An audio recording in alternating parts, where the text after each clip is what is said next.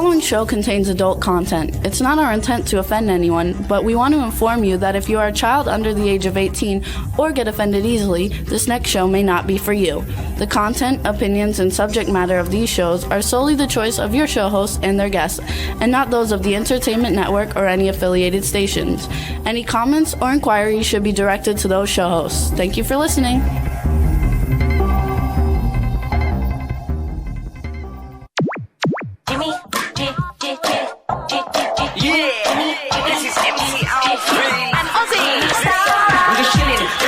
Sitting down and designing, where every man in my thinking, what are we gonna be wearing?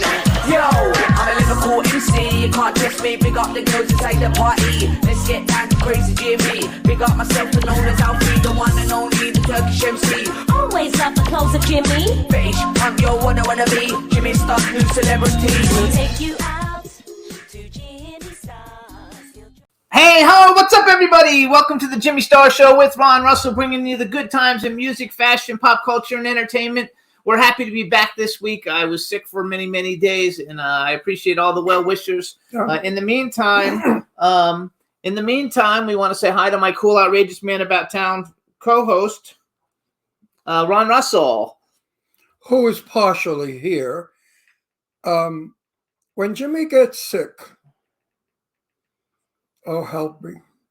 He is very, very curt, nasty, fresh, irritable, irritating, and go on and on and on. So, of course, I had to be very nice. I only beat him up once or twice because I couldn't stand him. But I had to say, "Oh, honey, what's wrong? That's the way you were with your baby film. Just got boo-boo." So I was hospitalized from it, and He was let's clarify hospitalized, folks. One day He went to the emergency room. He was never put into a hospital bed. He simply went to an emergency room, sat there. They took whatever they did and sent him home. No, they gave me fluids because I was dehydrated. And then I had to say, "Does a little Anyway, little baby I don't want do that to, with you, does so a that's not little really baby nice. want to I have threw his up head for rubbed?" I threw up for 5 days, everybody, so it was not a good thing. Anyway, we got a super exciting show. We're very happy to be back. We want to thank everybody for tuning in. Right now, we're on Facebook, you guys, because we're on Facebook Live because there's a problem with YouTube. So I'm not sure exactly how it all works on Facebook because I've never done it, but we're on Facebook Live, and you can watch the show. I posted it on Facebook, and I'm posting it on Twitter and everywhere now. And we've got a really great show. We've got actress Natalie Byrne coming on. She's been in lots of big stuff, worked with lots of superstars. And Kat Kramer, who's kind of like Hollywood royalty, and we met her at the Oscar party that we went to, and she lives here in Palm Springs, and she's fabulous. So it's going to be a really fun show. See, now B's here, so she figured out how to do the Facebook, so I'll have to figure out how to do it too. I don't know how to see the actual chat, so I have to figure out how to do it. In the meantime, go ahead and say something to everybody. If you're wondering about the hair comb, because it's not my usual insane hair, it's because I'm doing a photo shoot for the movie. What is the movie? I mean, Clown Motel 3. The what? Clown Motel 3. Something. I don't know. Then there's a lot of stuff after it, where I play General Milan. So we're doing a couple of publicity stills, and this is how I wore my hair as a general in the army. Oh. So, James, what's new? All right, I'm on now. I figured it out. I just got to turn the volume off, and I'm on. I can see people when they chat. Hey, B. Claudia's there. Sylvia Polite is there. Why is this dog back up? He can jump high. Yes. I put him down 2 times already. Astro, I love you, but you can't be on television because you're not SAG or AFSTRA. So Yes. get off. Off. Jump down. Good boy. Stay down. Okay, I got it. So, no, everything is good, you guys. We have lots of cool things going on right now. Clown Motel 3 starts in August 14th, and we're going to stay in the Clown Motel for a night. I'm super excited about that. I may not. They may. No, I may just get the car and go and stay at a Holiday Inn or something. A nice place. That place is weird. the lobby is all dolls, bloody dolls, and I'm going to sneeze. That's good luck. Okay. Am I going Is to it good sneeze? luck? Everybody watch me sneeze. Oh. So Usually when you sneeze on the air, they edit and they pick it up. But since we're live, I can't help but sneeze. It's allergies, folks. I'm still dripping my nose, and my daughters have it now too. Palm Springs is just absolutely filled with every allergen there is, palm trees mostly, because of the rain that we've had. We've had tremendous amounts of rain. It's gorgeous. The mountains are green. The flowers are blooming. The desert is just one beautiful bouquet. But, oh my God, when you breathe it, you want to die. Anyway, just Jimmy, say something. did anybody Exciting. see Godzilla versus King Kong? It got great That's reviews, not and everybody exciting. likes it. That's exciting for people who like it. Yeah, 10-year-olds. No, not 10-year-olds. What is it? Godzilla versus who? King Kong. I gotta be. You gotta be kidding. It's awesome. Godzilla versus King I Kong. love it, you guys. And I saw one of the stars of Godzilla -1 was on a podcast. I'm going to see if I can get him on ours because that was one of the biggest Godzilla movies ever made. And You know what? Is anybody out there married to a man boy? Man boys are very, very difficult to live with because sometimes they're men and intelligent and they behave like men. And then other times, they get a little sick and it's, oh, no, we're no baby. We got to believe take me, he doesn't do care of that. you, baby." No, when I'm sick, I am a fuck. A capital fuck with a capital. Don't come near me. Don't talk to me. Don't touch me. Leave me alone. I don't like any kind of annoyance when I'm sick. When I'm sick, I go to bed. I put the covers over my head until I get better. it's like fun. I don't like any attention. I don't like, like, what do you want to eat? Get away from me before I kill you. I am sick. I don't give a shit about food. Don't you get it? Get away from me. And then they come back again, either my daughters or Jimmy. You got to eat something. You're sick. Get away. I don't want anything. Don't you get it? Leave me be. Leave me alone. Let me rest. I need to get better. Get out of here before I kill you. And that's, my personality. I love it. I don't know. Has anybody been doing anything exciting? We haven't been doing anything very exciting. Working on the house and working on trying to raise money for films. Well, my excitement is every day I've been on the phone with Renee Taylor, who I have fallen madly in love with. And I'm so happy to be working with her in the gifted, what is it called? The movie? The Cursed Gift of Magic. And I play her husband. And I can't wait to do that. It's a comedy. It's going to be great. So that's my exciting stuff, is working with Renee on all the business matters that we have to do so that we can have a movie. It's going to be a great movie, you guys. It's going to be a lot of fun. Yeah, and Renee is a lot of fun to know. She's a 91-year-old bag, but boy, is she young. She's like a kid. I mean, she's got energy, plus she's like I am. So the two of us can electrify the screen and prove to the world that you could be in your 80s and 90s and still be an actor and still perform well and still make people happy watching you. And when you see this movie, you're going to say, yeah, yay for the senior people, for the 80 and 90-year-old young people. That's right. And they are very young for their age. Well, that's why they all look good. They're all working. Yeah, and everybody in our cast, with the exception of Sean Kanan and maybe Mira Sorvino, are senior people. So it's a senior movie for senior people, but not really. It's for everybody to know what life was like back in 1943 in Brooklyn. It's a funny movie. So we want to thank everybody for tuning in every week. We're sorry we missed last week, but you can listen to us on Apple Podcasts, iHeartRadio, SoundCloud, iTunes, Spotify, Amazon Music, YouTube normally. YouTube is having a problem with StreamYard, and that's why I guess we're on Facebook today. It'd be nice if we could be on Facebook every week. Google Podcasts, Radio Public, TuneIn, Pandora, and Amazon Prime. How come we can't be on Facebook every week?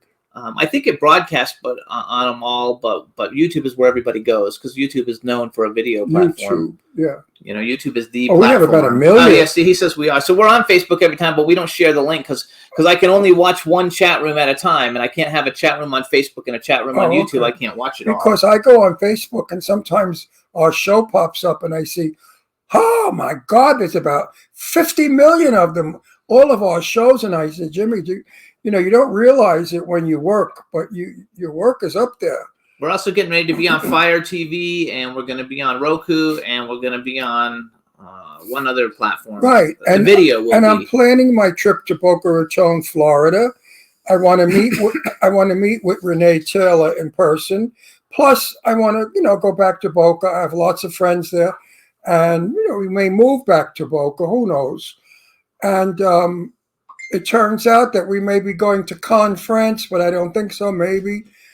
We have our passports. We're ready to go for the European festival, the Cannes Festival. So it says. So wait a minute, I finished. So if we go to the Cannes Festival, then we have to cancel our trip to Florida because it all falls in the same time. So talk about busy. When it rains, it pours. When there's nothing going on, there's nothing going on. You walk around screaming, I'm bored, I'm bored.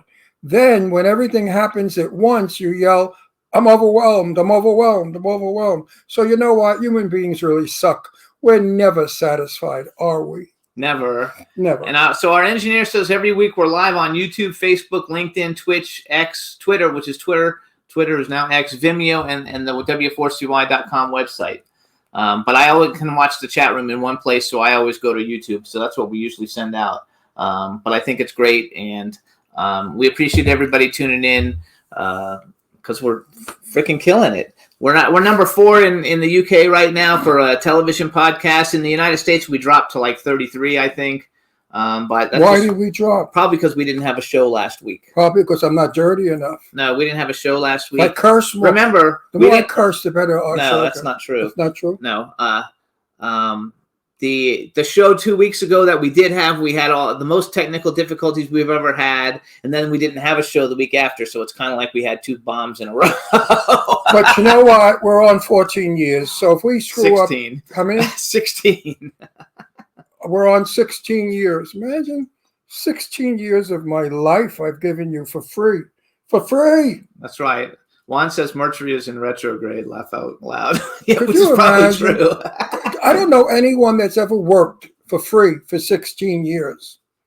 Slavery. Oh, wow. Slavery. You must have been a slave master in past generations because you're like a wasp. So I guess you could have owned slaves. Did you ever own slaves, your family? No, I'm not old enough. First No, of all, your I'm background. adopted. How would I know? I'm adopted. Well, your father was from where? Alabama? Kentucky. That's not my real father. My stepfather. Yeah, stepfather's from Kentucky.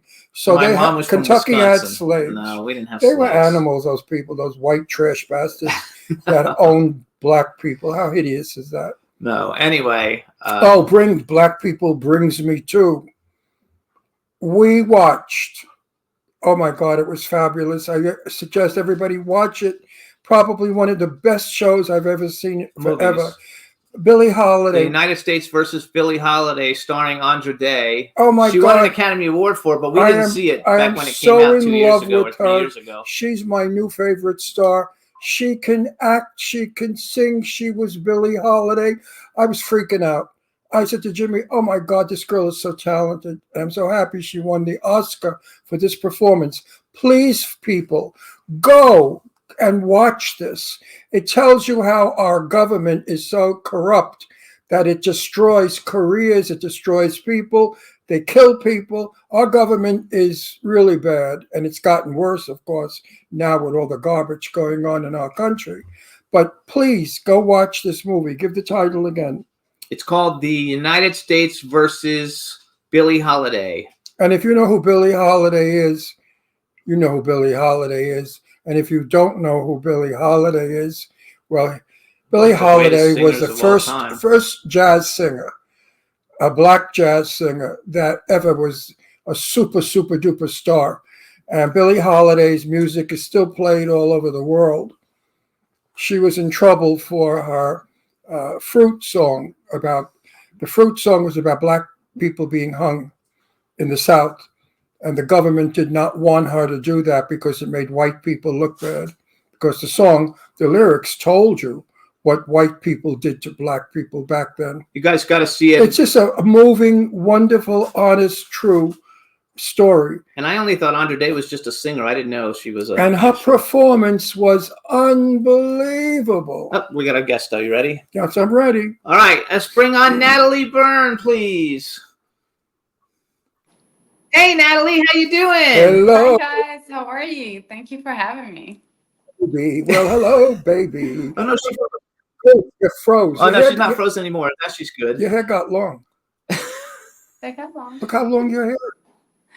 So do you remember Really? us? I know Yes, we know I do you. We've remember met you you a guys. million I times, but we don't really know you. But we've met you many, many I times. remember you. Don't you remember we were soul kissing in the back room of the Oscars? No, she didn't Yes, hear it. something Oh, I like just that. made Yeah. that. I made that up, folks. That was a joke. That's So- a joke. That was a joke. I Well, have I'll tell you fiance something, now. Natalie. You can't say that. Yes. Natalie, I'll tell you something. If I were 30, 40 years younger and straight, yeah, I would like to kiss. I would like to kiss you because you're pretty. Oh, thank you. Well, So you guys, we've met Natalie a bunch of times because she's very good friends with Sean and Michelle Kanan. Who Our are dear- also our very very good dear friends of friends. Sean and Michelle Kanan. Well, my She's dear friend. also engaged now. Congratulations! Oh, you got engaged? She's engaged to Timothy Woodward Jr., one of the biggest up and coming directors in Hollywood, who also won an Emmy for Studio City, which is John and McCain's thing, and he's the director. So it's like 6 degrees of separation. Congratulations on your engagement. And folks, if you're not watching Studio City, guess what? You're stupid. It's awesome. It's awesome. It's an awesome show, and it's really bitchy and funny and juicy. Watch it, kids. It's good. Good show. I think So- you guys So should when watch you Studio get married? City. When you get married? So we have a date set up, but I don't want to say anything. I don't want to jinx it. So it's Okay. Oh, you have to not drink. yet, So but what- we have a date set up, and I will I'm definitely happy. let you know. So where you holding your reception? The reception, I can tell you this much, we're planning to have a wedding in Paris. Well, I have to know where your reception is so I could bust into your wedding. Paris. You have to fly to Paris.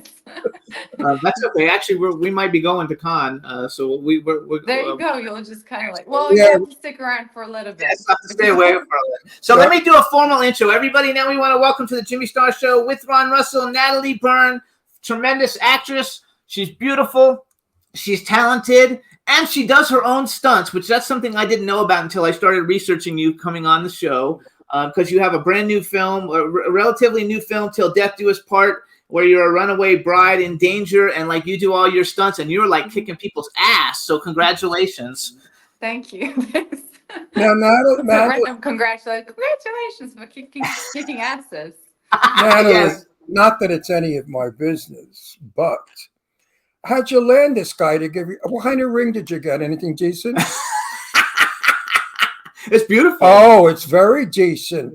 Oh, that's a nice little ring. Ring-a-ling-a-ding. So how'd you get him to put a ring on your finger? Because men today do not want to get You married. like to put a ring on it if you like. What'd she say? She was talking about a song. Oh wait, get my phone. Beyonce. So- Beyonce, yes.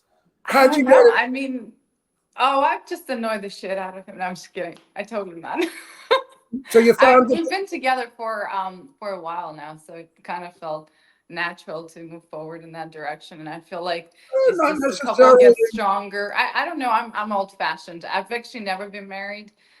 He has though, so I felt like, you know what, if I'm going to get married, it's probably the person that I'm sharing so many things in common, and somebody that I've been with for so long, and we work a lot together and we do lots of stuff together. So He's also the marrying kind. Because I mean, he's been married before, so he kind of is. He's a very nice and committed man, you know. So he likes to stay at home. He's homely. So at the same time, he likes to do stuff. I felt like, you know, and it's something that I haven't done before, and I've actually never wanted to get married before. So this is the first for me. So I was always against it. So I've you know, I've dated before in my life, and I've never gotten married. Didn't see the point of it. But now I feel like if you want to create family, and if you want to stay stronger together, and if you know, don't want to separate things, and you just wanted to have one union, one family, then I think it's a good thinking, thing my to do. darling. Good Also, you thinking. guys are going to be. If you were like my daughter, I would give you those instructions. When you're an old lady And if you're not married and you're alone, who's going to take care of you? Exactly. You know, that's kind of like where it wasn't much of like, oh, we have to get married because I don't believe in a relationship without marriage. I do. It's just I think for you know, in a long shot when you're together with somebody, it's just good to have a partner for life. And you know, you don't want to separate, you don't want to argue about things. You just want to have a one union that grows together. So I thought it was That's why Jimmy and I got married. So when he gets old, I could take care of him. exactly. And then vice versa, yeah. So No, we'll I like see, but we're very The excited. joke was I'm 23 years older than him. 24. 24. Excuse me. 24. Years He's going to be older. 84 this Yeah. next month, actually. What? And he's Oh my still God, working. congrats. He does 3 or 4 movies a year. So And he's I still don't wear working. my hair like this. After the show, I'm going to a publicity shoot for Clown Motel 3. I play General Milan, so I have to have my hair like this. Normally, my hair is like that. Oh wow. No, but it suits you. You guys look I can't you stand it guys like are amazing. You're like a couple that just inspires everybody in Hollywood. Because I see Well, you all the time together. So you've well, inspired us. you know what the secret is? My age. Because it will be 84 next month. In my 84 years, I have learned how to have a relationship. That's true. That's Okay, true. if I were 34, Wise man. we would not be married 10 years because I would be gone with 10 other guys. So that's the difference. That's So the when you get difference. older, you get smarter. Yeah. And First of all, though, I want to go back because what I think I is think you're so pretty. You know who you look like, Jimmy, so much. One of my favorite, Angelina Jolie's godmother, Jacqueline Bissett. You look like Oh, Jacqueline yeah, Bissett. Have yeah. any people ever told you that? No, but I'll take it. I like You old look just like Hollywood Jacqueline Bissett. classy women. That's And like I love her. I love her acting. So Her first, work. I want to just say about you, and then we'll get off of your relationship. Is first of all, I think Timothy No, Woodward the people love to is know about awesome. that. Jimmy, I Jimmy, get Juliette Lewis, by the way, a lot when people talk to me. Yeah, you do look like Juliette Lewis a little bit. Who? You're a lot. I think you're a lot prettier than she is, but a little bit though. who is it? Juliette Lewis. I don't know if you don't know who she is. Natural I born don't killers. know. She looks like Jacqueline Bissett. If she had a T-shirt on and went in water, she'd look just like her. What I think is super cool about you and Remember Timothy. Jacqueline in the T-shirt in the water? Hang on, my turn. If you, Okay. When you were like, you guys are like going to be like the next big Hollywood, like Steven Spielberg, Kate Capshaw, or something. You guys are going to be like the next big superpower couple. You I both hope have so. great careers. You know, in spite of each other, you both have great careers, and you work together on projects. So I think it's really cool. Let me brag a little bit for you, real quick. So you guys. Natalie is fluent in 4 languages. She's a classically trained ballet dancer. She graduated from the Royal Ballet School in London and the Bolshoi Ballet Academy. She has exceptional martial arts skills. She starred in several action movies alongside Bruce Willis, Jason Statham, Dolph Lundgren, Sean Patrick Flannery. She has this new movie, Till Death Do Us Part. Which the poster is in the background, and one of my favorites is Cam Gigeonette, who's in it. That's somebody bad because I watched your reel, and Jason Patrick is in it. Orlando Jones. She's got a bunch of other really big movies. But tell us a little bit about Till Death Do Us Part. Just tell us a little bit about it. It's a fun. Starts off like a rom-com kind of movie where it kind of it takes people off a little bit, I think. But then once you start getting into it, you figure out that's actually a comedy, dark comedy. Then it's an action and it's a horror film. So it's like we basically merged and combined genres and put together in one. And it's a fun film to watch. Don't take it seriously. It's from the creator Fun Destination, obviously directed by Timothy Woodward Jr., starring myself, Orlando Jones, Darius Blaine, Jason Patrick. It has a bunch of like great actors in it, and I'm so stoked to share the screen with them. It's basically about a runaway bride who decides she does not want to get married. Like I said, it starts off like a rom-com, which is kind of ironic, and then it just turns really, really bloody and really, really, really actiony. So we get compared a lot to John Wick, / like Ready or Not. So because it has a bunch of Ready or Not, like the movie Ready or Not. Did I see Runaway Bride? Yeah, I think I think honestly that comparison Let's show you Robert. The wedding. And the dress. Is that the remake? Is that the remake of the Claudette Colbert film? No, that's the one where Julia Roberts runs away every time. No, that's a comedy. No, Yeah, that's another one. that film was that's a remake. Claudette Colbert, back in the 30s, played that part of the bride who keeps running away. No, that's a different one. That's this one is a It's horror not the film, same Ready or movie. No, Not. no, It's not the It's not a same movie. remake. I thought he said Runaway Bride. She's talking about Ready or Not. We saw that one. That's when the girl's going to get married to That's- the Yeah. rich. No, you don't know. It's a girl. It's the one with the girl's going to get married to the rich guy, and she goes home and they have to play a game, and the game is she has to stay alive. They're going to kill her. That was a great Oh, movie. Yeah. So the movie Till Death, our movie gets compared to that a lot. Only I think because of the wedding So dress. tell us My about character. your. Tell us My about character your has to movie. run around, and basically she doesn't want to get married. She runs away, and seven groomsmen go after her because seven groomsmen, yeah, go after her because the groom gets pissed off that she left. So they basically try to take her out, and she, decides that she's not gonna go anywhere, and she's gonna start a brand new life, and she basically takes care of herself. And you later on find out that they're all assassins and they actually work for this organization called University. So it's kind of like John Wick vibe in it, and it's a lot of action. And I do all my own stunts, and I basically fight seven groomsmen, and afterwards the groom himself. Where can we see this movie? It's available on Amazon and Hulu, I think. Okay, It's basically it's just came out. It was in theaters. It was out in theaters in 300 theaters, and AMC released it. It was a big release in summer. We did really, really well. We had billboards everywhere. We had all kinds of stuff. It was fun. We definitely will watch it. It sounds It good. just came out. Yeah, it just came out on Amazon and everywhere else, I think. I'm not sure if it's out on Hulu yet, but it is on all the. Now, how many years are you with your fiance? So we've been together for 3.5 years now, almost 4 Okay. years. So you know each other. It'll be a good marriage. We've known each other before, even when he was married and I was in different relationships. So we've supported each other for years. Where are you from, all the though? movies that I saw. Sorry? Where are you from I'm originally? originally I'm Ukrainian. Yeah, like you have a little bit of an accent, and that's really cool. I really like it a lot because it's different. No, Yeah, originally I was born in Ukraine. I grew up in London. I came here Jimmy likes a to while ago do Jimmy likes to do all the technical stuff. Now I get tons of email, tons.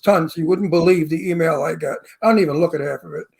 The majority of my email says to me, Ron, I love it when you talk about your guest's personal life. They do. You know what? Years ago in the 40s and 30s, a star was in a magazine, and it was always Sunday in New York with Joan Crawford and her kids, all that bullshit. It was all fake, of course. But we ate it up like crazy. Oh my God, look at Betty Davis. She has a hat on and she's in the rain. That kind of stupid shit. Yeah. So what I do is I bring out you because people will love you for you, not necessarily for your work. Because in your work, you could be a very evil, demonic bitch that nobody's going to like. Well, of course, that's your part. So I love to talk about your personal life so people can see how charming Yeah, you are. I don't know if I want to be compared to my character until death do us part. Considering I pull out a chainsaw and I basically, cut a small person in half. That is not my personality. I don't. Who's going to love you? Now, question, Jason Statham. You worked with him? I did a movie with him called Mechanic Resurrection. I was in that film.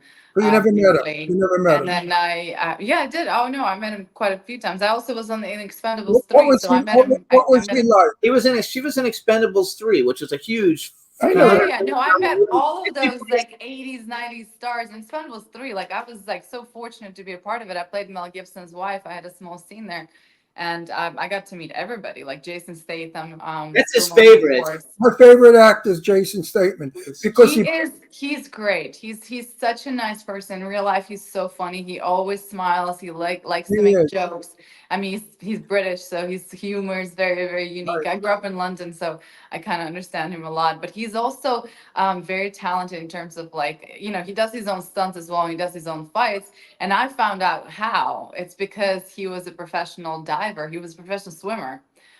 He was actually training for I think for Olympics. So he trained in ballet. Really? To stay flexible. Yeah. So he kind of has that same background like me. Like I was a ballerina, so I brought that into like the fighting world, and of course, like utilizing my skills on in front of the camera, that helps a lot, and that's what he does. So he's very flexible. He's very like in tune with his body because of that. So. And I know I in love it. Expendables 3, there was a crazy moment we had when You I was saw on set. I was on set at a time when they were filming, and they were in a truck, and they were he was driving it, and there was a camera on the passenger seat, and something happened with the brakes, so the truck actually went over the cliff and dived all the way down into the water. Like there was this lake and like below, and Jason had to actually jump out. Because he was a professional swimmer, he jumped out of the flying truck and just dived into the water and actually saved the cameraman and everybody. Yeah, so Cool. That is scary. What do you? yeah, no, things like I mean things happen like that. You just don't know, but it was pretty intense. But I mean, he did a great job saving the camera and I and get the such cameraman. I get such a kick out of him when he beats up 40 men all at once. I love that. He flies around, he kicks, he hits. He's amazing. So wait, Well, I now you know why, because he has that background He as a has that dancer. I ballet. think He's yeah, I about think it helps. Like just like my friend Van Damme, like Jean-Claude Van Damme also did ballet. I mean, all of those moves and everything we use in front of the camera, we're not really hitting anybody. It's all just a choreography of some sort. And then you bring in your own style, bringing your own technique into yeah. that choreography, and you make people believe that you're actually badass and kicking people around. When it's all it is just a flow, one movement where it's like a dance, and then you kind of just I add your call own like it state, like your own, angry face to it no, to I make think people believe that you're actually hitting. it's super cool though because you're a great actress, and I've seen you in things that you necessarily weren't really beating everybody up. Yeah. So I knew you were a great actress, but then adding the fact that you can do your own stunts and do your own fights also makes you way more marketable than Well, a she huge gets bunch more of money. people. She gets more money. So I think that's super cool. So let me brag a Well, little wait, bit. 1 minute. Oh, I have to plug our friend Paul Gunn.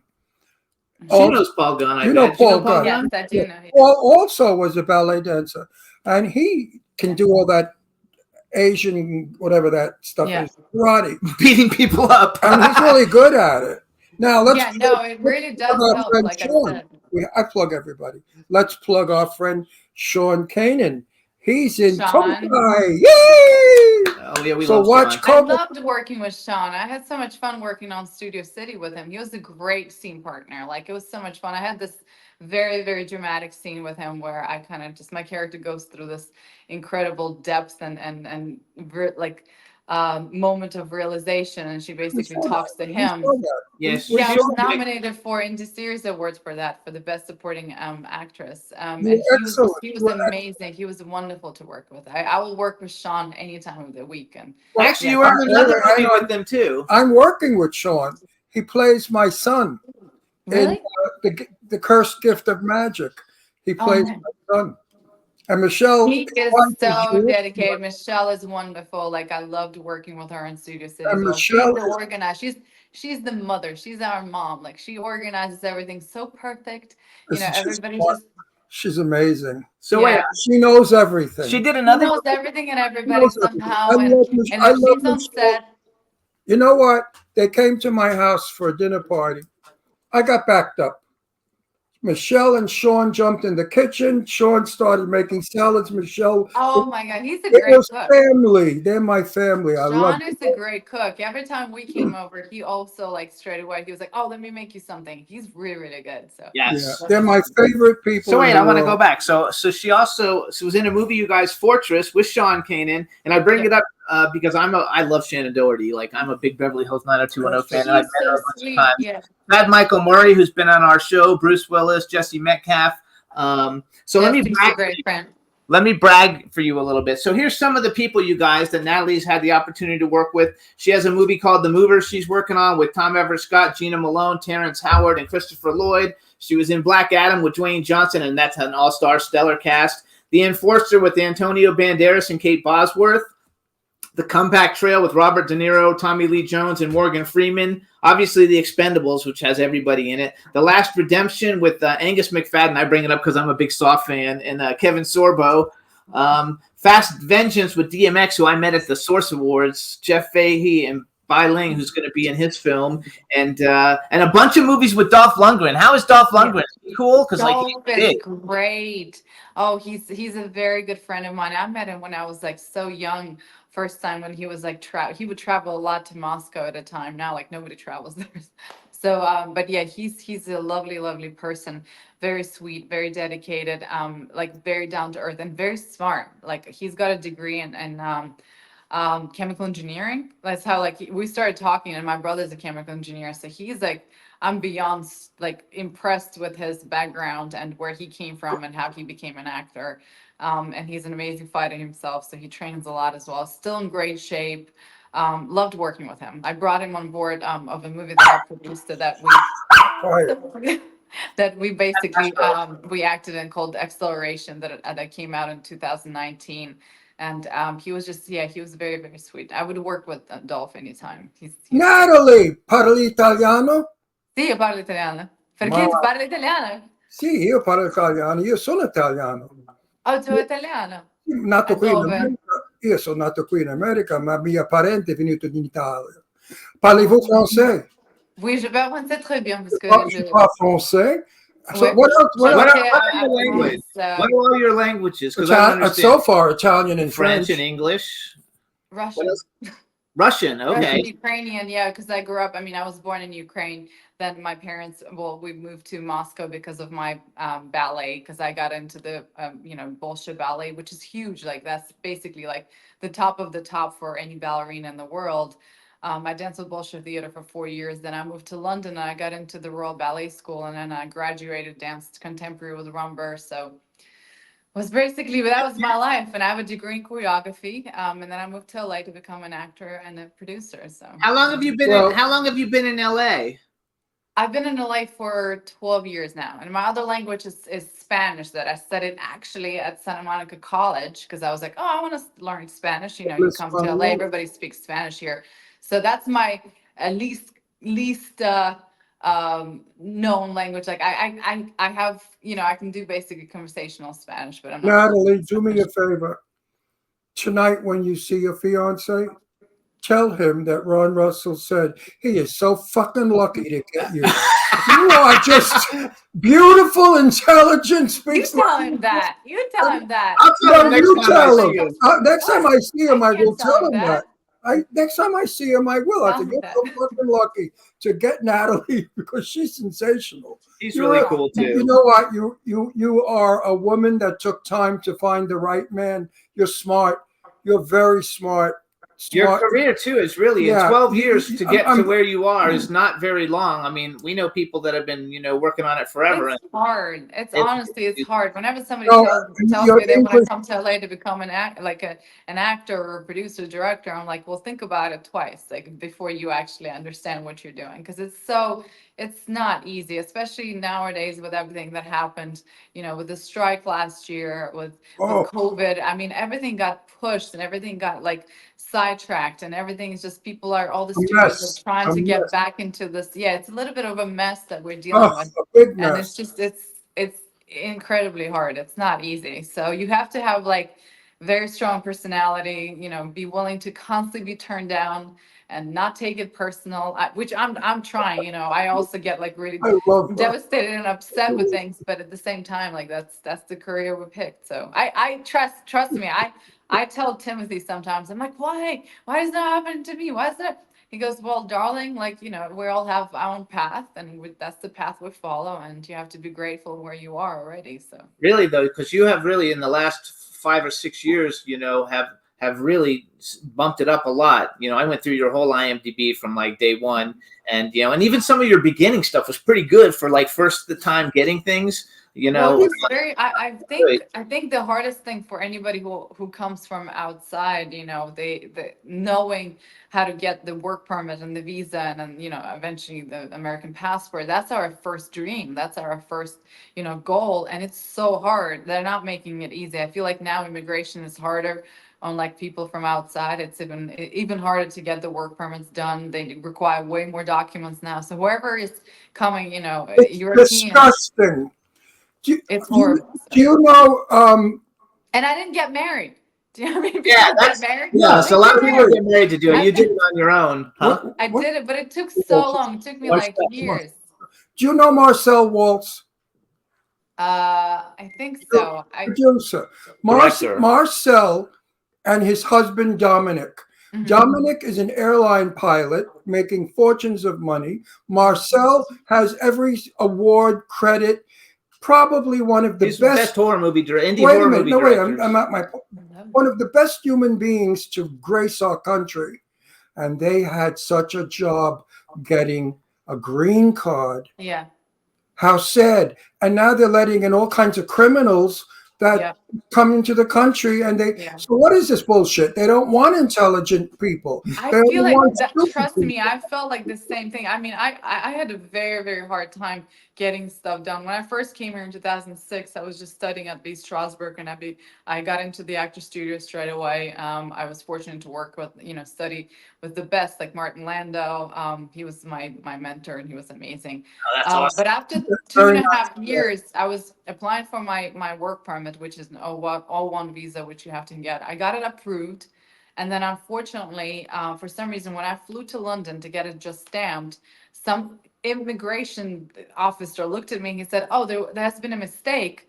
I'm sorry, but I can't let you back into the country." And I was like, "Wait, what?" And I had my dog, all my stuff there, contracts, new agent that I was trying to, work with. I had a bunch of stuff set up. I finally got into this, like, okay, I'm going to start working because you can't work without an O1 visa or a green card.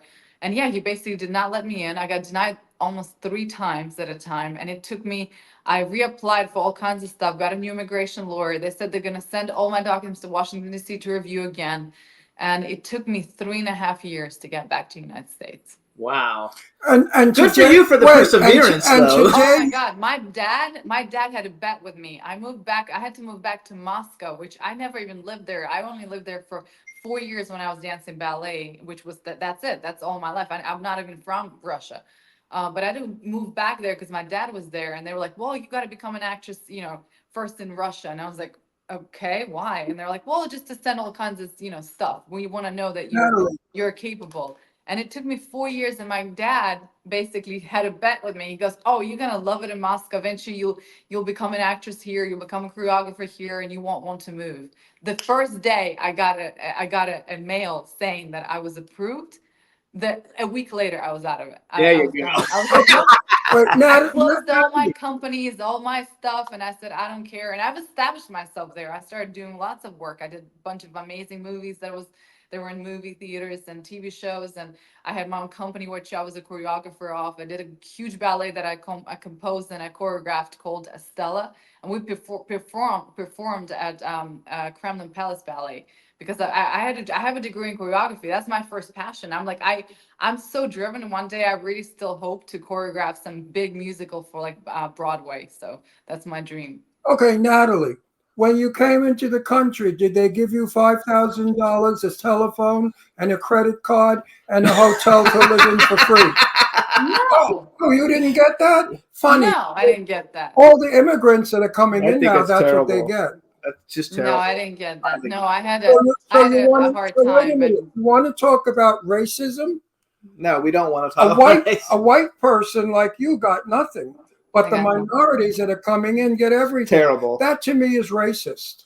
Yeah, I think it's it's pretty terrible. insane. But and that's the crazy part. Like I thought it was a hard time then. Now I feel like it's even harder. Like for people that I see, I'm like, oh my God, it took me it took me 3.5 years to just get back in the country. I can imagine like what those other people are going through right now. So it's just So, it's I want sad. So I wish I could have like I was here earlier, or I could have stayed here somehow, or I could have like gotten my documents sooner because I did really I mean I thought I wasted 3.5 years, but again everybody's path is different, so maybe that was mine. it worked So out I'm though in the here now. long run. In the long run, it's worked out beautifully for you. You're Yeah. here and you made the American dream come true. I'm an American now. I have an American passport. I don't even need to get married No, I anymore. mean, Yay! It's only for love. That's right. That's the best way, though. That's the That's only the best way. love. The only Yeah. Why way. am I doing it? Well, for but love. you for bought sure. into the American way, and that's good because you're very successful and everything is wonderful that's happening to you, and I'm happy. because as an American citizen, I welcome you so deeply Thank you. because you're a wonderful American. So I have a question Really for you, and I like to Thank ask you. this question to all the different actors and actresses that come on the show, and it's kind of like a bucket list. And you've already worked with such huge people, but a male and female actor or actress that you would like to work with, and they could be living or dead. And then on top of that, if you could have ever been in any movie you've ever been in, what movie would you like to have been in? Okay, so an actor that I would love to work with still, I think Tom Cruise. There you go. And and it's not Tom Cruise and probably of course James Dean. James Dean, Oh, if he was James Dean. alive. James Dean, I love James interesting. James Dean. I love So James if he was alive, I would have loved to watch his freedom and how he approached characters. And he had the best, as we call it in industry, relaxation. And it felt like through his eyes that he had lived so much. And he had so much weight already happening. Like he was just portraying everything with so much depth. So I wish I was there, like, watching him and seeing. Let me tell you a quick story. We don't have a lot When of time. James Dean came out in Rebel Without Cause, Mhm. everyone walked out of the theater with their mouths open in shock. We had never seen such acting, Yeah. because acting before that was very rehearsed and very proper. His He was was insane. reactions, and He was just so insane. He open. He was did so it free. And people were shocked by him. They couldn't believe that Hollywood allowed such a performance. It Yeah. was, they said it was reckless, it was like wild, it was uncontrolled. No, it was real. And he Okay, was so wait, who's a the great female? actor. Tom Cruise, because I admire his perseverance and the fact that he does all his own stunts, of course, and his movies are still like number one. Yes. Anytime it comes out, it's going to be a box office smash and Oh, yeah. success. So of course, to be in a movie with him, you get a certain, knowledge first of all, and second of all, just like experience. And I think he's been around for so long, and he deserves recognition. The fact that he's still here, he's still such a superstar, and he's just, he's a Give us a female that you would like to work with. female Meryl Streep. Everybody says that. Why is it? Meryl is not the best actress out there. Everybody says it, so you're not the only I don't one. know why she has this stigma where everybody. I saw her give an interview once, and somebody asked her, they're like, well, how do you portray those characters? How do you do it? And we were all like listening. Okay, she's going to say something, smart that it's going to click in our heads, and we're going to become old Meryl Streep. She was so smart about how she responded. I mean, in the end, I sat there, and when she was done with answering, I still didn't understand what she said. I mean, she went around and around and around, and it was so calm and beautifully said. And I was like, wait, did she answer the question? And she didn't. That was the whole point. She did not answer the question. It was A better actress than Meryl Streep is Michelle Dockery, the English actress. Michelle. She is incredible. She can do anything. Oh, She's you would have been better good than in that Meryl. show she was in too. She was in this movie, something behavior. Yeah. On it was a great. You have to see. Just look her up. It's called something. Michelle behavior. Dockery does everything. Okay, so She hold on. played There are Lady a lot of, Mary. there's so many also actresses that I'd love to work with. I mean, it's just. You're going to be working with a whole bunch of them. I know But you are. that's so. who I want to work with, Michelle Dockery. She was I- Lady Mary in Downton Abbey. Mhm. She Yes. saw Downton- But then she also did this thing called Good Behavior. where she plays a hooker, prostitute, thief, murderer, drug addict, alcoholic, whore. And she was awesome. She was I breathtaking. love that. That's cool. You- yes, no, I like Good question. Would you like to play a part like that? I'd love to play a part like that. I'd love to play. I was just talking there's so many different roles that I would love to portray and play. It just depends on the genre, because I've been kind of like thrown into this action genre right now because of my abilities, and I'm utilizing that, of course, while I'm young, while I can still do my own stuff.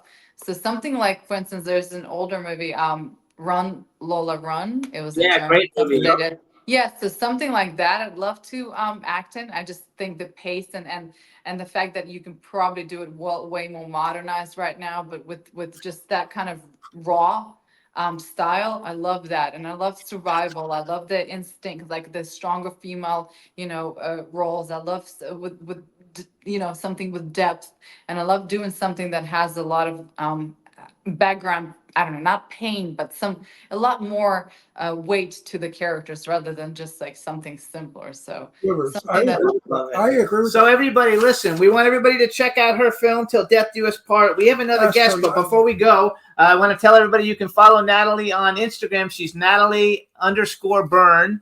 yeah. Check out all her films. Go on IMDb and check it all out. Also, we have a fan who watched all your movies yesterday. Her name is Dawn, and she's in the chat room. Just say hi to Dawn, so she'll be able. Hi, Don. And Thank you for watching my movies. and we want to wish you and Timothy the best of luck, and you the best of Yes. luck in your career. I'm so happy for you. We hope to see you at some cool events coming up soon. But congratulations on everything. And I also want to give a shout out and thank Charles Sherman, your publicist. He's a really great guy, and for setting this whole thing up. So we appreciate it. So thank you, Charles, and thank you, Natalie. And we'll see you soon. And I'm congratulations. so happy Thank you, I got to know guys. you better. I got to know you better, and you're a sweetie pie. Really? Oh, so are you guys. I love your doggy. I like you. That's Astro. That's Astro.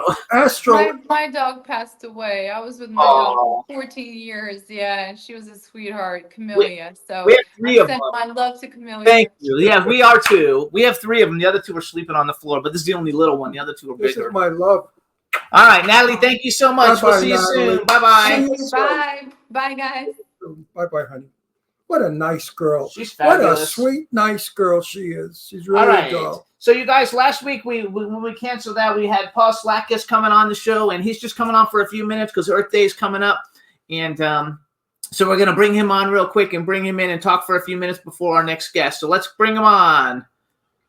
Hello. Hey, Paul, how you doing? I'm doing well. Thank you very much, and thank you for giving me the opportunity to say hello. Absolutely. No, This is, we owe it to you because we screwed up. I didn't screw up. I got sick. Well, that's screwing up. So this is Ron Russell. He's on my Cool Outrageous co-host. Hello. This is Paul Hello. Sladkus. Oh, hello. He's Hi. the founder of the Good News Corporation, you guys. He also has the Milestone Broadcast Corporation. He's a 39-year veteran, producer and television executive. He worked at CBS and PBS on over 150 shows, including Sonny and Cher, The Carol Burnett Show, All in the Family, The Nature Series, The Brain Series, CBS News, Maude, The Young and the Restless, and The Price is Right. And I know there's a bunch more, but those are ones everybody will know. That was everything on television back then. There's a lot of good shows. I mean, you didn't leave anything out, did you, Paul? And Paul also is like us. He has a show. Yes. He has a show. It's called The Good News Broadcast. Basically, it's bringing good. It's finding, creating, and receiving life-affirming, thought-provoking good news, entertainment, and events. So basically, he does a show and interviews all kinds of people with all positive types of things. Right? Tell us what it is, real quick. Correct. Yeah, we started in 1998 on the internet, .com. So it's goodnewsbroadcast.com. And we have had the opportunity to interview over 6,000 people about good things that they're doing, you know, positive, upbeat, not beat up content, people that are, you know, just plain old kind and loving and caring and not hurting anybody.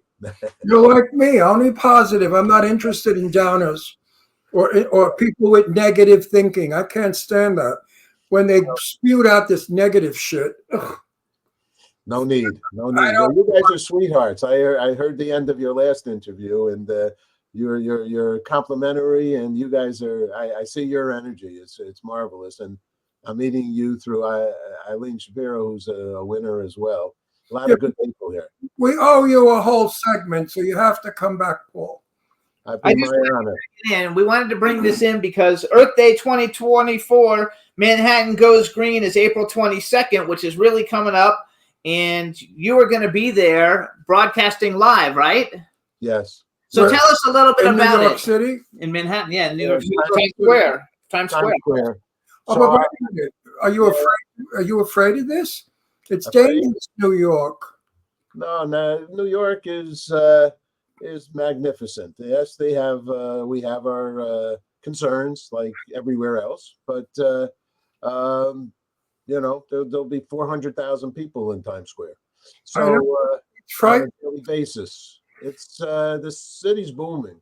You know, we have some, unfortunately, some mentally ill people here, as unfortunately we have in other places. But I'm very positive about New York, and Well, I'm a New Yorker, and I'm positive about New York too, but I'm also realistic. And there's some crazy people in New York right now. So, Paul, be careful. Make sure you have good security around you. Thank you. Yes, we will be. Now, Times Square has a ton of security over there, no doubt about it.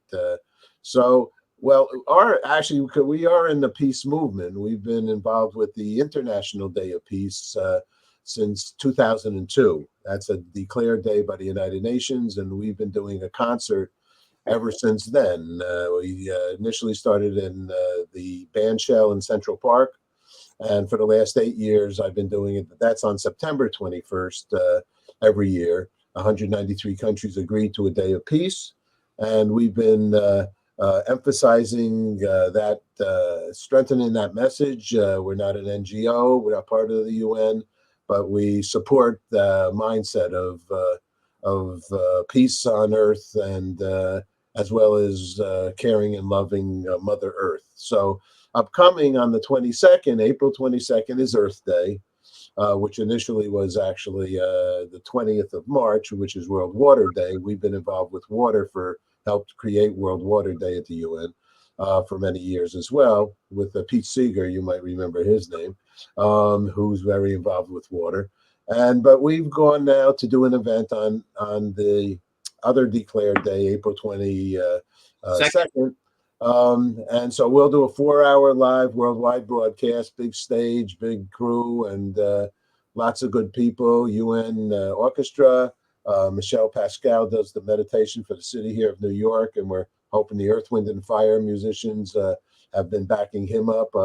Hopefully they'll be showing up there. And then we've had that on. We've had a bunch of them on the show. Oh, have you?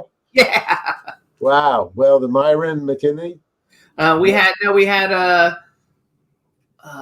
He's the musical director. We had Philip Bailey back in the day, when he's not part of it anymore. We had a whole bunch of them. Now I can't think of them. We had one of them just recently. But that's awesome, though. I also read someplace online on, I think it was on pausetheworldforpeace.org, maybe, which is one of your websites. Which I should say that again. You guys, pausetheworldforpeace.org. Something about like Ringo Starr was going to be streaming in or something. Is that right? There's some peace, United Nations peace messengers. Ringo Starr is one. Leonardo DiCaprio will start the show. We usually start the peace day with Ringo because he virtually we couldn't bring him in there in Times Square. It'd be too much for Times Square. But we do have a video piece of him saying that take a moment of silence for peace. Sure. And I always like to include that into the show. Leonardo DiCaprio has some good things to say. Dr. Jane Goodall talks about nature without taking care of the Mother Earth. There's no way you're going to have peace. That you're going to have. Paul, you preach peace. Why don't people hear it and have peace in Israel? The war in Israel is Israel was attacked. Israel did not do any attacking, so Israel is the victim. So why can't the world have peace and love for Israel and the Jewish people? We Jewish people. You know, why can't we? Why don't you preach? Why don't you preach peace for Israel, not just for the world? Be specific. Say peace for the world, and now let us have peace in Israel. I've been very involved. We built the temple, my family in Tarrytown. My mother's librarian at Temple Emmanuel here in New York. I got a plot of land in Israel with trees, and my aunt's the president of Hadassah. Okay, so Israel's an important home for us. But I'd like to take it into a bigger. I, of course, don't want anybody to hurt anybody for anything. But I have to be frank that I'm a John Lennonist. Okay, I don't believe in countries. I believe in one world, and this is from the moon. And I think that to a certain degree, countries have caused wonderful things, but have also allowed wonderful things, but also have its concern about other things. People in the name of a country or a name of a religion could potentially utilize that and hurt somebody. So I think I'm trying to be on that bigger picture. I also studied 2 years of seminary with a whole group of different religions, and in the hope that I could, mediate scenarios where there's a war scenario. I have good friends in all different religious backgrounds. So I don't know if I'm answering your question, but it is, of course, a very dear thing to me. My question is, why are Jews so afraid to say peace for Israel? I don't understand it. Second World War, my father, who was Jewish, said the Jews didn't do enough. Now are we sitting here not doing enough again? I'm using you as a lead to the world because you are a very important person in peace. You could use me. I mean, okay. So you could say in your speech in Times Square, God bless Israel. That's all you have to say. God bless Israel. God bless peace. I can't deny that I love Israel, but why are you afraid to say bless Israel? Why am I? I'm not a God bless Israel. I'm okay with that. I got an Israeli flag right here. I could get up and get it. I'm at the Secretary General's house on the Friday. I'm walking in Central Park with a group for the hostages. God bless Israel. Please leave. That's what I love. Good for you. Good for you. So wait a second though, because I will say God bless Palestine too. See, and so I don't know if that'll make you happy, but God bless everybody. You want the world to have peace, but wait a second, because the peace. So the world Day is another subject. The world for peace is a part. How is the world the pause the world for peace? How is that commingled in with Earth Day? It's two different things, right? Two different groups. Well, the Pause the World for Peace is our nonprofit 501c3 Good News Corporation. Got it. Okay. And so that's like our overall title, and we do peace events. We do water for Katrina. The humanitarian things, and Earth Day is another opportunity to inform the world about good things that people are doing for Mother Earth, the positive things. And so that's our mission, is to promote the good happening in the world for concerning situations. So how on April 22nd, I think it said it was from 12 to 4. I'm not sure if I wrote that down right. Is it right? Eastern time. So how do people actually tune into your broadcast? Where do they go to tune into your broadcast? So it's going to be on something called Hubcast. Mm-hmm. And it's going to be on Unify. There's another a web broadcaster. It'll be on, we hope, on pausetheworldforpeace.org. Right. And then it'll be on YouTube. Probably not live at that time, but later on. And will it be on your channel? Will it be on your channel on YouTube? Because you guys is the Good News Broadcast on YouTube. Yeah, it'll be on our channel, youtube.com/Good News Broadcast.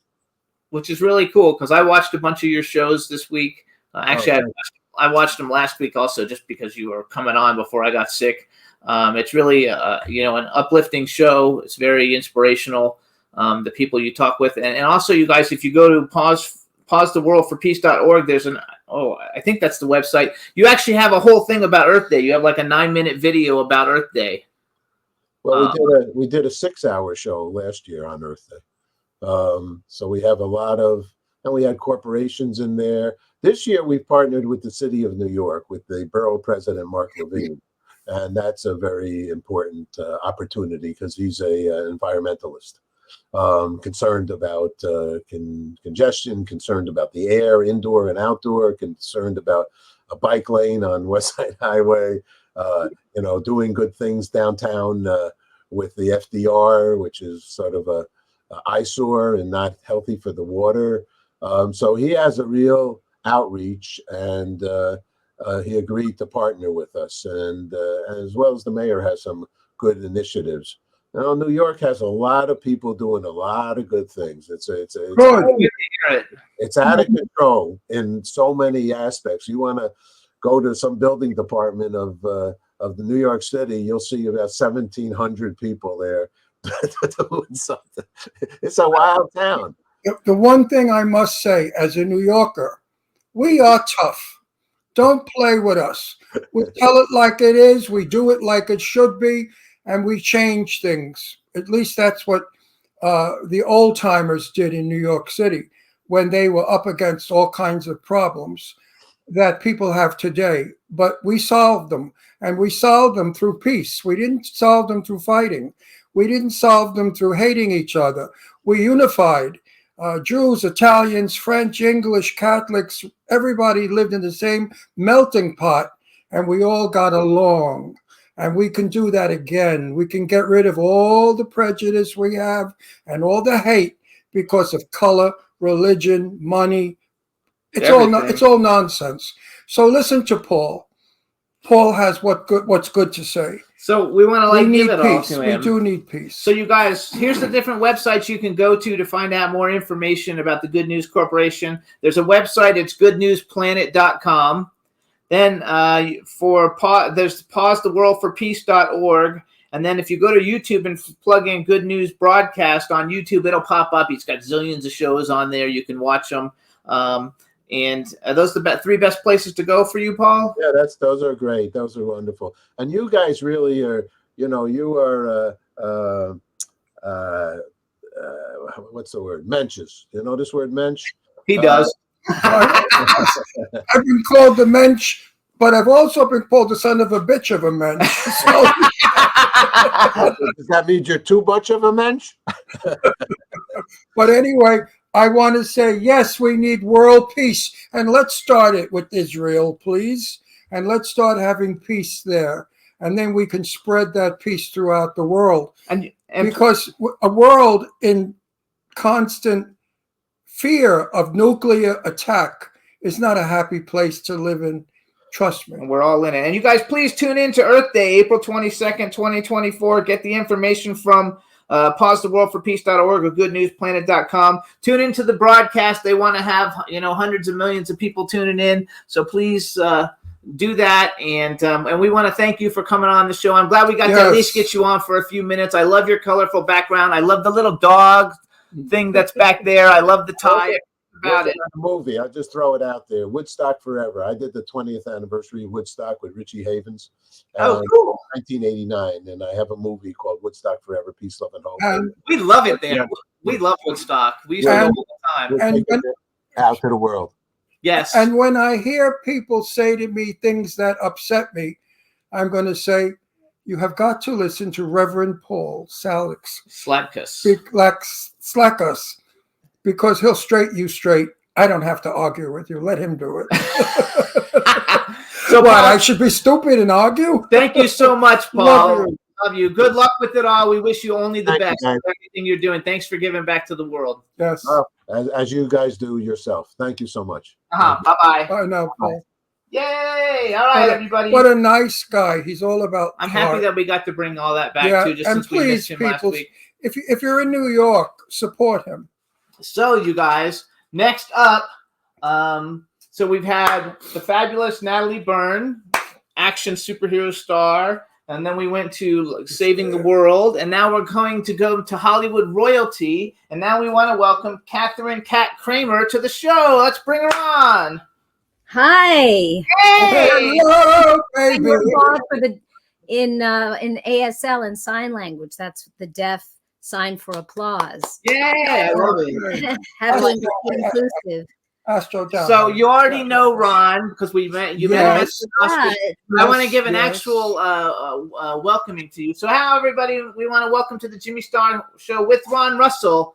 Actually, she does everything: actress, producer, singer, writer. I don't know. She does comedian. She does basically like everything that's possible to do in the entertainment industry. She's super talented. Cat Kramer, hello and welcome to the show. Yay! I'm happy to be here finally. This is great. Me too. Yes. I'm excited to have you. So you guys, if you want to follow Catherine too, she's on X at Catherine Kramer, but Catherine and Kramer are all with K's. So it's KATHARINE, which that's one thing that stands out to me so much in your name is that it's with K's. Like it'll never get confused because the K's because nobody's got it. So I love it. Cat Kramer. It's a good name. It's a Yes, yeah. You know why I go by Cat Kramer professionally now instead of Catherine? Well, Why? sometimes it's Catherine Cat Kramer, because my godmother and namesake was Catherine Hepburn. And Yes. she sent my parents a christening dress right when I was born saying, she will forever be telling them spell it with an A. Katharine, and they always spell it with an E in the middle, or Kathryn or RIN. There's like 100 different ways of spelling Catherine, but this is the original like Queen spelling that she had. And so she always just called herself Kate or Cat, the close friends. So for me, Cat Kramer is simple to remember. They may spell it CAT like a cat, but you know, I love cat, so that's okay. But they always spell Catherine wrong. So I would remember that from Catherine Hepburn, spell it with an A. I met Catherine Hepburn in Central Park. I was 16 years old, and I was walking through the park, and there she was seated on a bench with, I assumed, a script, in a trench coat with her hair piled on her head. And I went over and I said, aren't you Catherine Hepburn, which is what everybody says. And she said, yes, I am, with that wonderful voice. And I decided to sit down next to her without her asking me. Well, I was 16. and from Brooklyn, and an actor, and I adored Joan, Catherine, and Betty. They were my three ladies. And I began speaking to her, and then she very politely said, if you'll excuse me, she said, I have to do this. And I said, oh, okay. And I got up and I started to walk. And as I was walking, I felt myself walking in clouds. I was elevating and flying to the sky. And I said, I just met Catherine Hepburn. Yeah, she does that. Did that to and I wanted so bad to tell her I was an actor. I wasn't an actor. I was 16 wanting to be an actor. But she was lovely and actually very pretty. She had a very pretty profile. Yeah, I remember she was very So delicate. how was it growing up? Face. Then? First of all, we should let's just tell people a little bit about you real quick. So besides, we're going to get to all your accomplishments in a minute, but let's talk about your family because I introduced you as Hollywood royalty. And so your father was Stanley Kramer, producer, director, 9-time Academy Award nominee, according to IMDb. Hopefully that's right. Some of the films he did, Guess Who's Coming to Dinner, Ship of Fools, It's a Mad, Mad, Mad World, Judgment at Nuremberg, On the Beach, The Defiant Ones, Not as a Stranger, and Bless the Beasts and Children. Those are the ones I picked out because I knew all the people in them. I knew who the people were, which is super huge. Then you're named after Catherine Hepburn. So how was it like growing up? Because basically you probably knew everybody growing up. Like we talked to our next door neighbors. You probably had like Hollywood people like all around you your entire life. Well, first of all, it's a mad, mad, mad, mad world. There's 4 mads. Oh, really? Okay, yeah. People always either add an extra one. That would be for the sequel. Or eliminate one. But it's a mad, mad, mad, mad world. It's a fabulous movie. One of the best comedies ever. It is. There's actually a screening of it later this week. A wonderful film. That I'm introducing the film, but we can discuss that later. Because last year we had a big one in December. And for some reason, out of all of his great classics, he made 35 films. He won the Irving J. Thalberg Award, which is the high. So he has an Oscar for that because that was the highest honor you can get for a producer. It's the equivalent to an honorary Oscar. 16 wins throughout all of his films in different categories, and 85 nominations if you count all the nominations. So that's pretty much a record. But and she was my godmother. So of course I have all kinds of stories about when I first met her, when I was like probably 3 years old and spending time with her. But the interesting thing is my parents, because my mom is actress producer Karen Sharp, now Karen Sharp Kramer. So I really come from a show business family because she was a award-winning actress. And then she, moved into producing when she married my father and gave up the acting part of her career. Sometimes she makes cameos and things, but she's basically put that on the shelf and just produces. We have a production company, but I didn't grow up in Hollywood, California. I spent like the first like toddler years of my life, and then my parents decided to move me and my younger sister to Seattle, Washington, to get away from Hollywood. Hollywood tinsel company. Didn't even want us in show business, but I always wanted to be in the business from the time I came out looking for my Klieg light. And of course, what I'm sure you know is that Washington State and Seattle has most theater, except for maybe Chicago. They have the most, robust theater anywhere in the country next to New York. And they lead in the music scene. They're actually very progressive in music, and they're very just a network of place, if that makes sense, for musicians that played in the big band era, migrated up there. So I grew up as a professional. I was like their child actress, working in professional theater and singing. So I had all this, training in Washington State. And then I went to New York to study, and then I came back here. So I didn't grow up as much as people may think with all those legends. I saw them, but I was out of the Hollywood scene, learning my craft and working as a working professional all during my school years. And then I went to New York. So when I came back, it was kind of like having to get, how do I put it? Reconnect with everyone. Still, I didn't have that real Hollywood. I also came from a background. My mother was silent movie actress Jenny Gabriel, and her best friend was Mae Murray. I don't know who Mae Murray is, but she was in my house all the time, and she smelled a perfume that used to kill me. I mean, really, she was an old lady now, but she wore her hair, had big red lips, and lots of blue eyeshadow, and she wore her hair kind of Mae West on top of her head. And when she came to our house, she'd have dead animals around her body. Always heads of, they clipped them. It was a wolf or something, and they clipped one onto the other. And she would take it off and say, "Here, darling, play." And she'd give me a dead thing to play with. She was a character. Mae West was one of them. My mother also knew Gloria Swanson. And I was 8 years old, and I was taller than Gloria Swanson. That's how little she was. So I think I'm the same height as Gloria Swanson. Well, wait a minute. As your father got rid of your mother's career, my father did the same thing. Yeah, he basically did. I want to talk about that. It's your father. She learned how to be a producer, and she was a casting director on. But why did she say yes to that? Why did she let him do that? I think, I would never go. I'm a feminist, and I'm also, women's empowerment. I advocate for that. But I think she really, it's not that she was not standing her ground or not being empowered. I think that she had lost interest in acting at that point.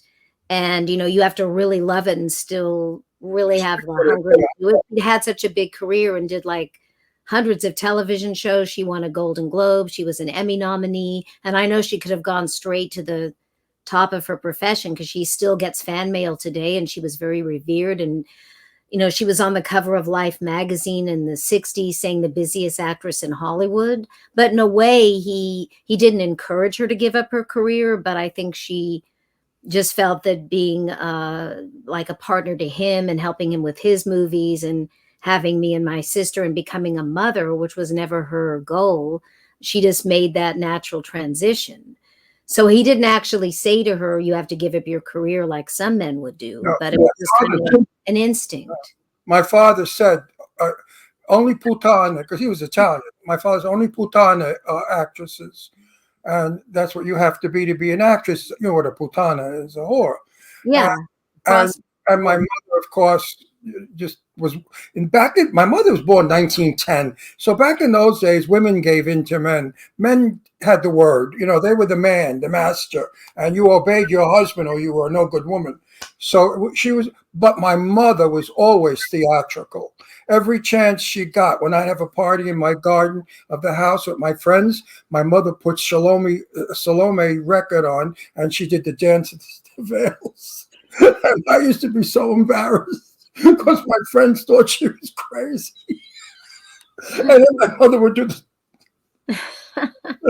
Well, I love it. So when I think back. When I think back, I want to tell you, I love your background that you put up. She sent me a message last night. Yeah. On your background that you have set It's up there. so cute. It's so cute. Films that changed the world. I know that that's your company. Yes. And I have backgrounds for Heroes for Change, and it's actually Kat Kramer's Films That Changed the World. It's branded as that, but I just kept it simple on this because you already had my name. But Kat Kramer Comedy, this is my official Kat Kramer Comedy logo. So I have like 4 different logos, and this is the one that I wanted to go with. I love it. I love it. Like world, I try to be socially conscious in that and have world issues and talk about the planet and the environment. And we have the world in here, the planet. I want to tell you one of the things that so first of all, you guys, if you go to Catherine with an A, so KATHARINE Kramer.com. First of all, I love your website because it's very simple and easy to navigate. You find everything. It's late because sometimes I have to go to the websites for every guest who comes on, and sometimes the websites are such a mess. Your website is fabulous. Well, and if you guys go into the poster, I know if you guys go into, you can go into pictures and you can see how she, re-indoctrinated herself into Hollywood, and she's with Keanu Reeves and like all the biggest stars on the planet. Are you acting now? Are you acting now? Oh yeah, that's acting and singing and performing and stand up and sketch comedy and. So you're still working. That's my main profession. I also produce, write, and moderate and host, and I founded the Heroes for Change Festival, which is launching because it's been Heroes for Change has been a theme with Kat Kramer's Films That Changed the World on certain films I presented since 2009. But I wanted to do all women's films, all as much as possible female filmmakers, and do like a festival like over 3 days and then have it grow. So that's launching, and I curated all the films for the first year. So there's no submissions for that. Right. And I do the same thing with Kat Kramer's Films That Changed the World. I may change it in the future and have Film Freeway, but for now I'm curating everything. And I think I do wear many hats, but acting and performing and producing and being a voice on all the things I do from the production end. I try to act in as many things as I'm producing and vice versa. That's my main, if I one thing I would say. Do you find things more difficult today than years ago, doing things today in the business than years ago? In what way? You mean like with the technology? Well, in the technology, I mean, all the machinery we have to learn to use. It's frustrating. I think people hide the fact they're frustrated, but it also, like, for instance, like what we're doing now or anything on Zoom or virtual, you can reach so many more people in different times. 5 million people are watching us right now. No, we'll watch it by the time it's I done. have to do this because I'm also an advocate for the deaf community and the disabilities community. How could you get a 5 million person audience years ago? Impossibility. Right. So now we have every week 5 million people that come into our show. 5 million in different languages. I mean, I don't understand that. How do they understand? They don't understand English. They don't all understand English. Do they subtitle us? I hope. Yeah. Yes. They But do. you know what? We won't be funny.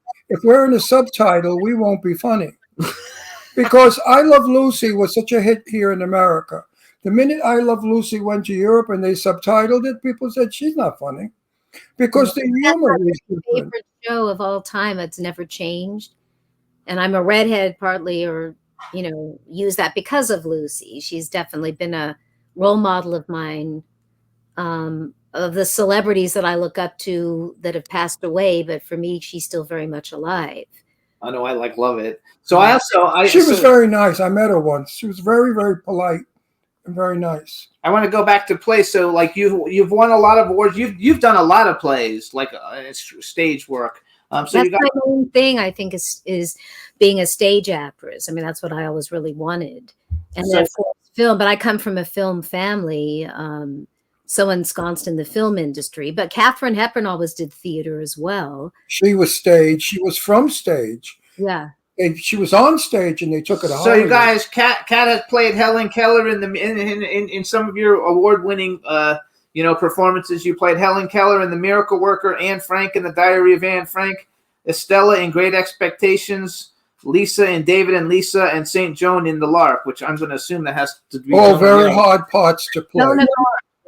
Very hard part. You chose all killer parts. I'm sorry. You have to. Most of them are all women. Stop. You have to be a damn good actress if you play those parts, because those are hard parts. And I auditioned for every single. Stella? Pardon? Stella. Stella and Great Expectations. Oh, the Streetcar. Did you ever play Stella? No, he said. No, I haven't yet. No. That's a good part. I love it. So you really, you did a lot when you were in Washington, Seattle, which I guess is in Washington. You did all kinds of, training for all of that, because it shows for you to be in those those are really high profile performances. Astro, stop. Actually, we have 3 dogs, and one of the things I thought was so cool on your website is how you have done a lot of stuff. Like you're basically like an animal rights activist. I am. And we love that because we have 3 rescue dogs. That's our baby. We have 3 rescue dogs, and we're very pro life, pro animal. We're actually more pro animal than we are people. But getting back. I'm getting involved. I'm getting interested in you now. I like where you're going. So your stage. Did you believe in? My mind just went. Oh my God! The New York actor who had the studio where Marilyn went. Oh well. What was his? Lee Strasberg. Strasberg. Did you believe in method? Yeah, I kind of have my own method because I've studied with so many different teachers. I did actually get to work when I was very young, like I don't even know the age, with Herbert Berghoff before he passed away, and Uta Hagen. So I was with HB Studios, and I think that Uta Hagen and Herbert Berghoff were just as great as teachers, and her whole philosophy and method. And there were so many that even Stella Adler was using the method. You know what I'm saying? So I kind of have my own method, but it was very 1950s. In the 50s, if you wanted to be cool, you had to be like, like that. My father worked with Marlon Brando. He worked with him twice. And what people don't know is he gave Marlon his film debut. So he was in Streetcar on Broadway, but he didn't do the movie version right after that. He did The Men in 1950, where he played a paraplegic. So how's that for method acting? And he lived with the actual paraplegics and became one of them. And then he starred in The Wild One. So they were both for Stanley Kramer. So, and my dad worked with a lot of your father, obviously. No, your father worked with everybody. There was no question about it. Kramer, the name we know. Like an icon, big time. Yeah. So let's go to you then. Now let's get personal. I have to get personal because my fans want it. Are you married? You got children? No, completely single, never wanted children. Like Katharine Hepburn, she was only married, I think, for a short time, and she never remarried, and she never wanted kids. So I'm very much like her in that sense. And that Spencer Tracy was really not her lover. Well, they were really close. They were very close friends, but they were not. She wouldn't go with a man that was married. Right. But that was the closest you get for them being married. Yeah. Ron got a lot of old Hollywood dish because he was best friends with Jane Russell for many years. Forever. And so many of the old stars were my friends. I grew up with them. And I said, I know all the gossip. Of course, I don't talk. But Katharine Hepburn was a very independent woman. And no. Actually, you don't have time to have a husband because I follow her on social media, and she has 15 hours a day booked. I was going to tell her I'm going to find her somebody. I'm going to find her a nice guy. I was going to tell her. It's so funny though. So many men out there that are really. They had the tomato, the sexy broad with the big boobs, and they're done with that. Now they want a sensible, intelligent, beautiful woman. Yeah. And that's your game. You could get anybody you want, because you look like Arlene Dahl, my dear friend, by the way. Arlene Thank and I you. were You good said friends. that. Huh? Yeah, my mom knew her a bit too. Yeah. Who? Her mom My, knew her. my mother knew Arlene Dahl. Oh, yeah. Arlene and I were very good friends. Very, very good friends. I like it. So nowadays, I miss Arlene. I miss going to New York and having lunch with her. She was always an interesting woman, so well spoken, so beautiful. Her skin was alabaster, and that orange red hair. She said, "Brett, you look like Arlene Dahl." Thanks. That's a compliment. You know, she was Her a idol who also never, well, she did finally get married, but she never had kids, is obviously Lily Tomlin. She never wanted children. She didn't want, Tom, I know.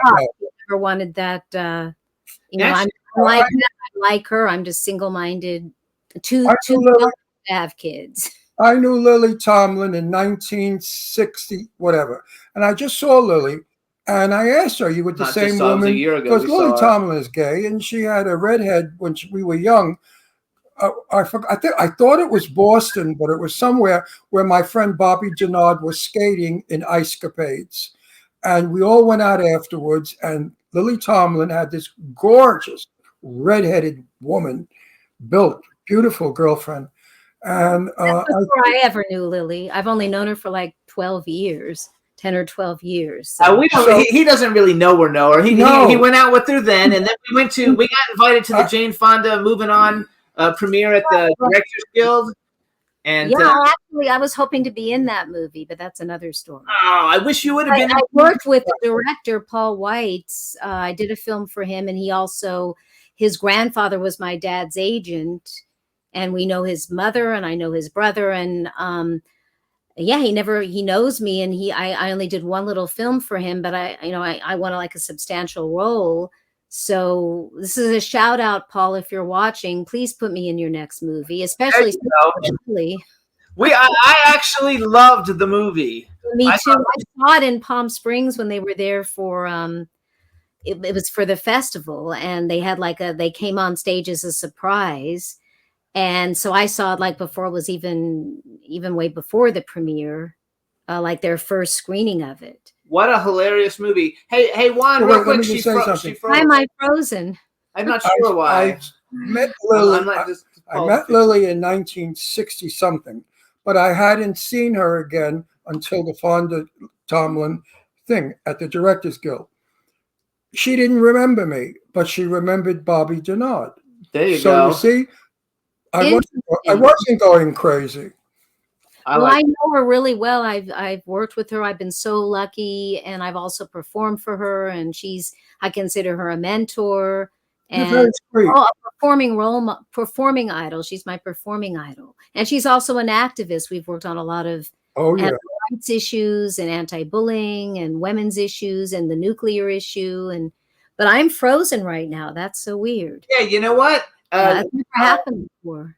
Well, here's what we want you to try to do: click yourself out of the studio, and do it back again, and let's see if we can he'll bring you back again. Just click yourself out. And let's see if we bring you back.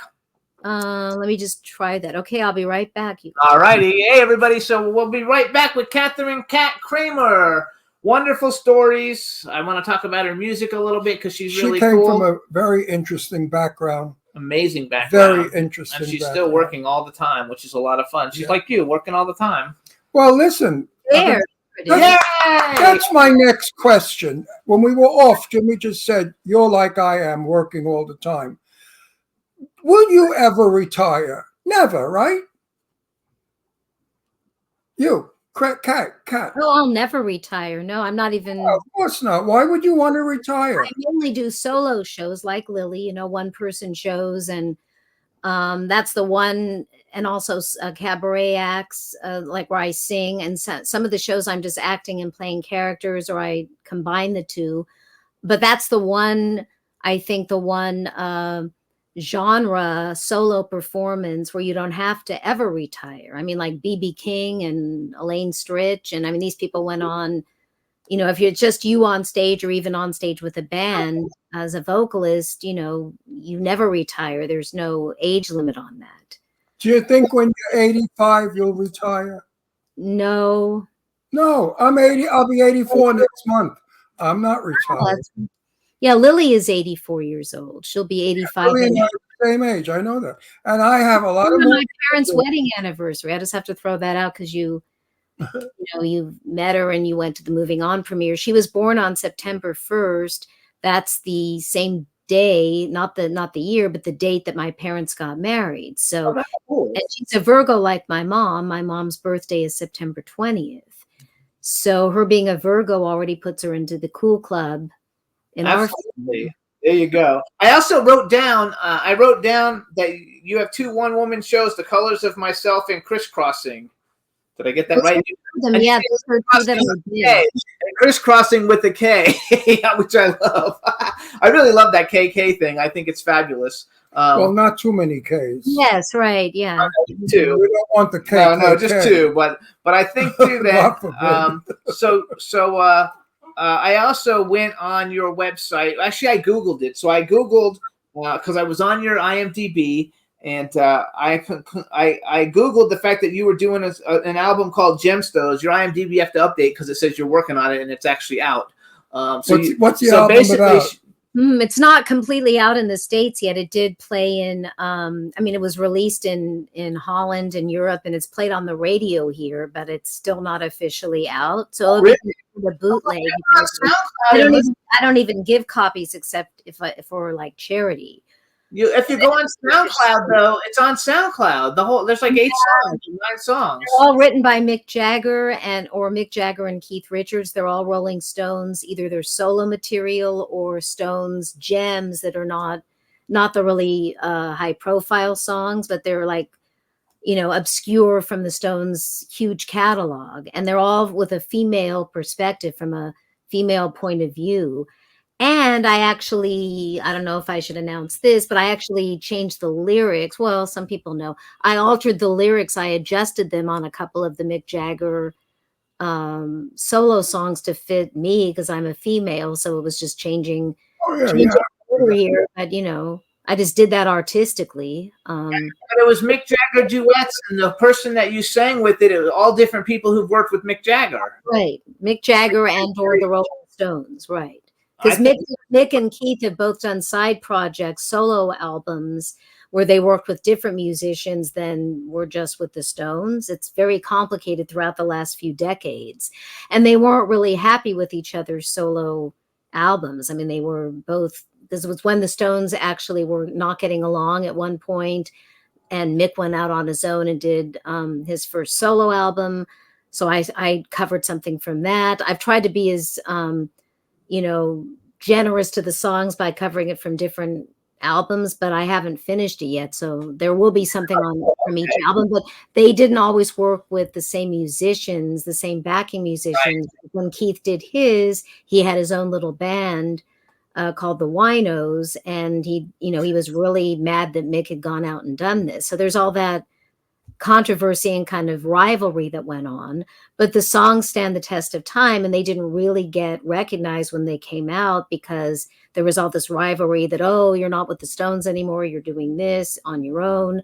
So I felt, especially with Mick, he's a really, really good songwriter on his own, not just with Keith. I mean, obviously the two of them are a songwriting legendary duo, but he's also written with Dave Stewart, formerly with the Eurythmics. And his own compositions, I think, are worthy of, reimagining. So that's why I did that.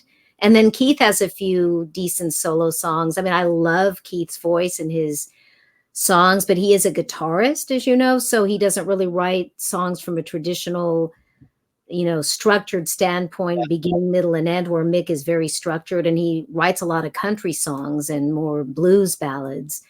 But I did love some of Keith's more romantic songs that are more, love songs basically. And so I covered those as well. I was very. No one's ever done most of these songs. I'm in a book about it. I'm featured in a book with other major artists who have covered the Stones. So tell us again the title of the album. Gemstone, like just one, because it's really about Mick, or it could be Gemstones, but it's really Gemstone. There's a lot of old people out here. We forget Yeah, Cat Singer sings Stones and all- and Keith Richards. Yeah. But you guys can hear some of it if you go to KatherineKramer.com, because I think that the songs are up there. So go to Catherine Kramer. I was really impressed with how good your vocals were. I'm a publicist, and I'm Right. Thank you. I specialize in music, and I work with really big music stars. And so He does. so the fact that I listened to it and I was like, wow, this is really good. Well, I was singing very, is my very main impressed. gift. I have to say my main. I know acting, but for me, music and singing, like you were saying, or anything, being a musician or singing or anything that's about music, that's like the universal language. Okay. So for me, that's like my number one. If I had to pick one thing, it would be that, singing and performing and acting, because you're acting when you're telling a story through song. So yeah, music and anything with music and making music, that's my main love. So let me ask you a question. Doris Day said, Oh. I've made a lot of movies and I've enjoyed them all, but she said, I'm a singer. And that's what Doris Day, Canary's just like me. I think her birthday was who just- Doris? well, mine was April 4th, and I'm pretty sure Doris was either April 2nd, 3rd, or 5th, somewhere in there. Belated Happy birthday. belated. But she was always a singer in her heart, never an actress. Hmm. But she loved acting. And Yeah. her favorite movie was Love Me or Leave Me. Well, She's I've always thought she had a great voice, and she's one of my Great mom's voice, favorite great singers. voice. You know, she primarily was a dancer, and she broke her something and couldn't dance anymore. So she started singing and became a famous singer, and from that, an actress. But Doris Day was a singer, period. So here's a question Like you. I like. You to, like you. You're a singer, period. I like to ask all the people who come on, and yours is going to be interesting to see your answer. So it's a 3-part question. You've already, you've worked with and know so many people, male and female actors that if you could work with anybody, like a bucket list, who would it be? And it can be living or dead, so they don't have to be alive. And then after you answer that part, the third part of the question is, if you could have ever been in any movie that's ever been made, like what movie would you have liked to have been in? I think your answers are going to be different than other people's because you have a different perspective on everything. Yeah, that's so hard. So you want male first and then female? In terms Or of either way. And you can answer the questions in any order you want. If you want to do the movie, And what movie remember, you'd like to be in first. living or Yeah, dead. living or dead, so they don't have to be like alive. So they could be Or you can give us a living and a old-timers. dead. Old timers. Oh, the old timers? It can be an old timer if you want it to Because be. I have different generations of idols that are like who I would want to work with, but they're Well, equal. don't you want to work with Catherine Pepper? Yes, of course I would. Of course, I would work That's with a my given. That's a given. That's funny. Well, Lily Tomlin, I want to work with her. I have not in. I want to do an actual film with her. That's a major role for me, and also produce it and something that she can win an Oscar for. I've been always trying to get her to, because she has never won an Oscar. She's just a nominee, which is great, but that was a long time ago, and she needs something that she could win all the awards. And I would like to work with her on that level. Absolutely. She's phenomenal.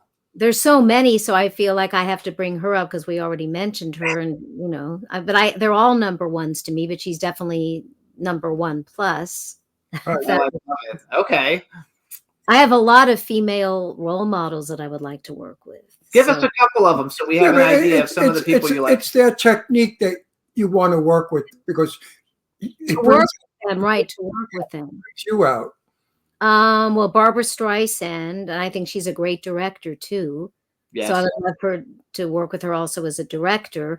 And then Shirley MacLaine has always been a long time idol of mine. I love Shirley MacLaine. All very good picks, which I knew you were going to have good picks. That's why I wanted to ask.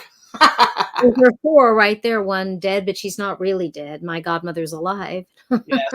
They tried to keep her alive. Shirley MacLaine is a hell of an actress. She's the best. I think understated because I've been in her company and she is, oh my God, is she ever? She is one of a kind, Oh, she is really spacey, but I love her. So who are some male ones then you would like to work We'd with? avoid that. Oh, Well, I mean, I love so many actors, and I've got most of my idols are actually male. You know, I have there's like 30 people I look up to, and I can't sit here and then there's a few women. I think I just mentioned the women.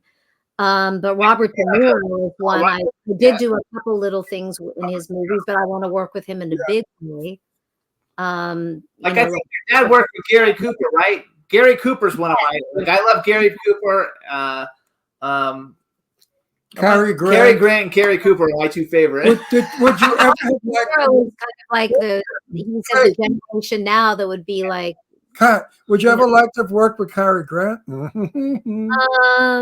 don't know. I'm not that into him. It would be more like Peter Sellers, because I just love to. Oh, I like Peter Sellers. Yeah, but Cary Grant was the most gorgeous man in the world.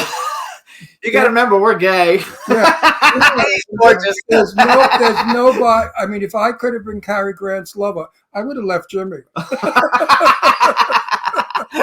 Okay, what about a movie? Like, what's a movie you would love to have been in? It could be, give us a modern one and an old one. Well, kind of an in between one. I'll just say 9 to 5 because of the great movie. Good movie. I'm presenting documentaries about the making of it, so I would love to be in that. And there's a musical version that I would love to do that's been on Broadway and around the world. But I think I should do that musical. Maybe play Judy Burnley, or I don't know. We'll see. You'd be terrific. I think it would be fabulous. I can't think of an old movie because there's so many. It just like I could pick one of my dad's movies before. I would like to have been in Guess Who's Coming to Dinner, which I wasn't, or It's a Mad, Mad, Mad, Mad World. Great. They could have added me into that. I wasn't in any of those. Too close. I was around. So yeah, too close. They are classic movies that will endure time. There'll be 100 years from now, you could watch those two films and not consider them old. All About Eve. Oh my God! That one. Now you're talking about modern one. Betty. I was friends with Betty. I hate to name drop, but I do, and our audiences like it, so who cares?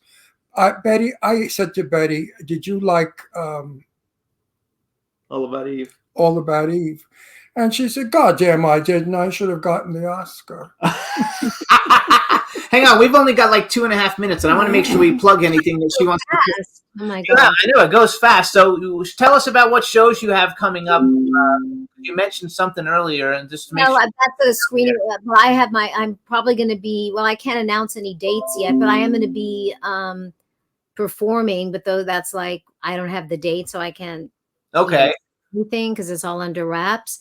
It's a Mad, Mad, Mad, Mad World is playing this Sunday in LA at the Fine Arts in Beverly Hills at 2, but I'm doing the introduction and my special trivia giveaway at 1:45. So before the movie starts, I'm doing all this. So everybody better get their tickets now to be able to be there and get there early. You should get there before a start time anyway.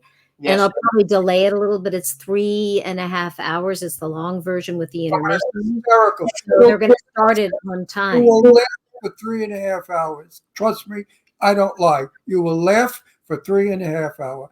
It never gets old. I mean, Ethel Merman, you have to watch when they dump her in the garbage pail. I gotta Ethel Merman was classic in that with that voice. So again, you guys, you can go to KatherineKramer.com. I'm laughing now. Make sure you spell Catherine correctly. You can see all the different things. Please go there and listen to her. And there's one other website though, the Cat Kramer's Films that changed the world.com. Cat Kramer's Films world.com, and that's been going on since 2009 or something. Yes, and Cheerios for Change is going to launch. I don't have the dates yet either, but it is going to launch this year. It was delayed a bit because of the strikes and COVID and all that, but it is happening. And then also, I'm part of the team for Get Me Not Juanita Moore Productions, which is responsible for having Juanita Moore along with her family. My mom and I head the nonprofit, which we got her selected for a star on the Hollywood Walk of Fame. So she was actually selected. And but now we're towards the finish line. You have to raise the money so she can it's posthumous because she passed away. And Imitation of Life, that was her That's another movie that's great. Great film. Paul Weitz's mom, Susan Kohner, stars with Juanita Moore in Imitation of Life, which was from 1959 with Lana Turner and Sandra Dee. And Juanita Moore is a Black actress who also did 2 films for my father, but she was a pioneer who never really reached her full, never got her full due, basically. But it was her dying wish to be That movie, Hollywood cement with a star, so she's getting.